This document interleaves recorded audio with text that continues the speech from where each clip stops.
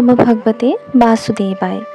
আজ আমি শ্রীমদ্ ভাগবত গীতার গীতা মাহাত্ম্য পাঠ করছি। শ্রীমদ্ ভাগবত গীতা মাহাত্ম্য। ধরা বলিলেন, ভগবান পরমেশ কহিহে তোমায়, অব্যভিচারিণী ভক্তি কিরূপ বা হয়।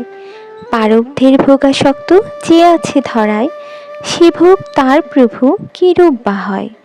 ভগবান শ্রী বিষ্ণু বললেন, পারব্ধের ভোগী যদি গীতাভ্যাসে রত, মুক্ত সেই সুখী সেই সংসারে নিয়ত।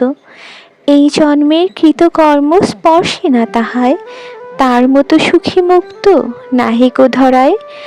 এক মনে যদি কেহ গীতা ধ্যান করে, অতিপাপ মহাপাপ স্পর্শে না তারে। পদ্মপত্রে জল যথা স্পর্শ নাহি করে, যদিও সে থাকে দেখো তাহারও ভিতরে। তেমনি প্রারব্ধি কর্মী গীতাভ্যাসী জন, স্পর্শে না কখনো বৎস রেখো ইহা মনে। গীতার পুস্তক পাঠ সদা যেথা হয়, প্রয়োগাদি সর্বতীর্থ মিলিত তথায়। যোগ ঋষি সর্বদেব পণ্যগাদি আর, গোপাল গোপিকা সহ তাহারও মাঝার। উদ্ধব পার্শ্বদ সহ নারদাদিগণ, গীতা পাঠ ক্ষেত্রে শীঘ্র উপস্থিত হন। গীতার পঠন আর গীতার বিচার, গীতার পাঠন কিংবা শ্রবণ তাহার, যেই স্থানে এসব কার্য অনুষ্ঠিত হয়, নিশ্চয়ই জানিও পৃথিবী আমি গো তথায়। করিবা সেথা গো আমি কভু মিথ্যা নয়, বিশ্বাস করহ বৎস আমারও কথায়। গীতাশ্রয়ে থাকি আমি সে মোর ভবন, গীতা জ্ঞানাশ্রয় মোর আছে অনুক্ষণ।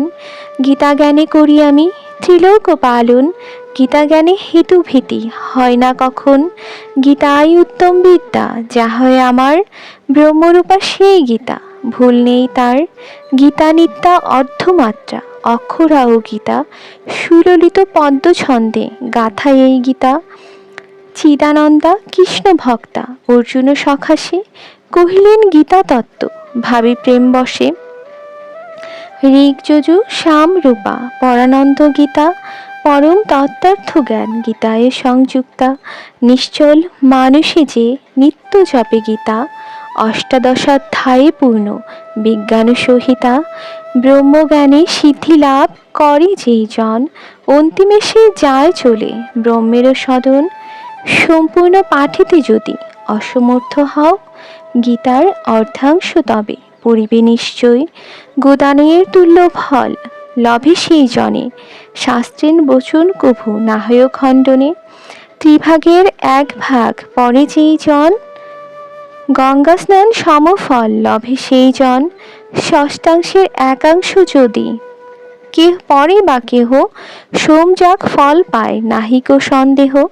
ভক্তি ভরে নেই যেই জন নিত্য একাধ্যায়, পরে সে যে অতঃপর রুদ্রলোকে যায়। গণরূপে সেই লোকে চিরবাস তার, অতি সত্য এই ফল নান্যথা ইহার। অধ্যায় অথবা শ্লোক কিংবা পাদতার, প্রত্যহ যে করে পাঠ যেন অনিবার। বসুন্ধরে সুনফল যা হয় তাহার, মন্বন্তর কাল পায় নরত্ব আকার। 10টি অথবা সপ্ত পঞ্চ কিংবা চার, 2 3 কিংবা অর্থ শ্লোক গীতার। পরে যে অযুত বর্ষ চন্দ্রলোকে রয়, নিরূপিত বাস ইথে অন্যথা না হয়। গীতা পাঠে থাকি রত মৃত্যু যদি হয়, আদর্শ মনুষ্য ভাব সে পায় নিশ্চয়। বারবার গীতাভ্যাসে শ্রেষ্ঠ গতি হয়, বলিলাম সত্য ইহা কভু মিথ্যা নয়। গীতা নাম উচ্চারিয়া মৃত্যু যদি হয়, তাহার সদ্গতি কিন্তু হইবে নিশ্চয়। মহাপাপী করে যদি গীতার্থ শ্রবণ, ক্ষীণপাপ হয়ে করে বৈকুণ্ঠে গমন। বিষ্ণুর সহিত সে তাই করিয়া বসতি, পরম আনন্দ পেয়ে হয় শুদ্ধমতি। গীতার্থ ধ্যানেতে রত থাকে যেই জন, নিত্য আচরিয়া সেই কর্ম অগণন।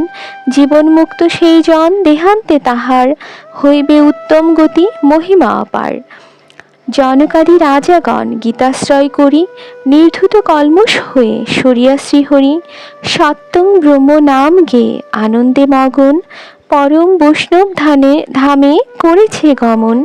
গীতা পাঠ করে যে বা না পারে মাহাত্ম্য, বৃথা পাঠ শ্রম তার, এই কথা সত্য। যে করে মাহাত্ম্যযুত গীতারও অভ্যাস, সুদুর্লভ দেবলোকে হয় তার বাস। পাঠের সম্যক ফল লোভিয়া সে জনে, অন্তিমে আশ্রয় পায় শ্রীকৃষ্ণ চরণে। পাঠের সম্মুখ ফল লোভিয়া সে জনে, অন্তিমে আশ্রয় পায় শ্রীকৃষ্ণ চরণে। গীতার মাহাত্ম্য ইহা যেন সনাতন, কহিনু পবিত্র ইহা অমৃত সমান।